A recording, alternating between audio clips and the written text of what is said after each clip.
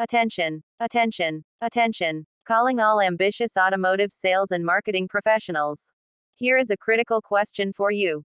Alright, have you ever heard about a downright nasty and dishonest second-hand car dealer cheating an innocent buyer?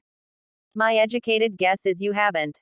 In all honesty, what I am about to tell you, the answer to this searching question is this. I believe, such problem may sound too familiar to few of you. Am I right? You bet it's. Although it's hard to believe at first sight. Yet on the hindsight, what I am about to reveal, the vivid details, it will convince you without a shadow of doubts. It did actually happen to me some years ago. Hope you have not.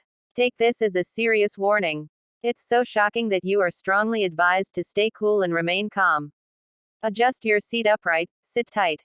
Fasten your seat belt and start reading carefully. Possible. To preview in a nutshell, an automobile's buyer paid booking fee for a car costing just less than Rm 100K and also paid a reasonable deposit. With the agreed amounts as deposit and booking fees in the initial stage, the car dealer promised to assist the buyer to secure a loan for the car. Subsequently, the dealer informed the buyer that he has to pay more than the agreed sum to secure the loan. Because the loan application based on the agreed amount couldn't be approved, and because the dealer's policy of no refund allowed it, angered the buyer to cancel his booking. After deliberating on the case, the Johor Bahru Consumer Claims Tribunal ordered the dealer to return the deposit to the buyer, including paying a token sum as compensation for the administrative expenses incurred. Having said that, logically it brings us to the heart of this week's newsletter. Okay, thanks. Real, shocking news. Used car dealer ordered to return deposit to purchaser after loan rejected. Believe it or not, a design consultant filed an urgent case with the Johor Bahru Consumer Claims Tribunal after a used car dealer refused to refund the booking fee and deposit he had paid.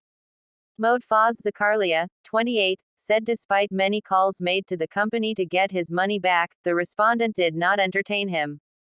The claimant said he went to the car dealer in Kampung Pandan, Johor Bahru, in March this year to buy a used car. I paid Rm 200 booking fee for a Rm 78,000 car and a deposit of Rm 2,000, which was paid a week later, he said when met outside the Johor Bahru Consumer Claims Tribunal. He added that the Rm 2,000 deposits was paid after he went for a test drive and the car dealer agreed to assist him to apply for a loan. Modfazi said he was supposed to pay a total of Rm 12,000 deposits for the car, with the remaining Rm 66,000 to be in the form of a loan from a bank. But in April, the company called to inform me that I have to pay Rm 18,000 as deposit as my loan application of Rm 66,000 had not been approved, he said. Modfazi said the respondent suggested that he settle the Rm 18,000 in two payments to get Rm 60,000 loan approved. However, the claimant did not agree to the suggestion and decided not to proceed with buying the car. He demanded that the Rm 500 booking fee and Rm 2,000 deposits be returned to him. But the respondent refused to return my money, said Modfazi. The claimant said he checked with two panel banks of the used car dealer and found that one was willing to give a Rm 68,000 loan. The other bank was only willing to approve Rm 60,000, and I could not understand why the used car dealer did not choose the one offering the Rm 68,000 loan, he said. The respondent, who was present at the hearing, said it was the company's policy not to return the Rm 2,500 paid by the claimant as he had cancelled the booking. However, Tribunal President Lee Chi Thim said the terms and conditions by the used car dealer were in the company's favor and unfair to buyers. In this case, the claimant decided not to proceed with the purchase as he was only willing to pay Rm 12,000 deposits instead of Rm 18,000, he said. Lee ordered the respondent to return Rm 2,000 to the claimant in 2 weeks, with Rm 500 as compensation for the administrative expenses incurred by the respondent, including processing loan applications. Fair enough. You bet it is. Now that we've almost reached the end of this week's bulletin, it's best to recap the important points. Briefly, to boil down to its essence regarding the case of a pre-loved car operator being forced to give back the down payment to the car buyer after the buyer's loan was turned down. Make no mistakes, it does remind us the seriousness of big amount involved in any sales transactions. Trust me, this is a classic eye-opener to both buyers and sellers. Truly, there is never a time than now we should be aware of the pros and cons in buying car on credit basis. Not to sound like a parrot, do recall a car buyer paid a booking fee for a car that only cost less about Rm 100k, which includes a reasonable down payment. At first, with the agreed amounts as a down payment and booking fees, the car dealer vowed to assist the buyer get a bank loan for the car. Subsequently, the dealer then told the buyer he is required to pay more than the agreed amount.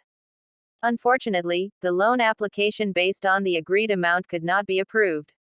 And also because the merchant's policy of no refunds are allowed, resulting in the buyer canceling their booking.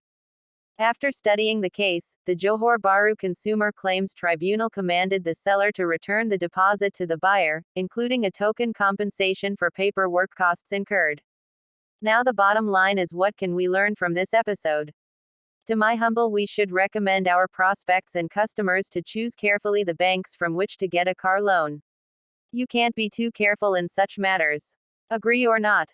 As a reward for you reading to the end, here is a great quote by Alfred P. Sloan. He was an American business executive in the automotive industry. He was a longtime president, chairman, and CEO of General Motors.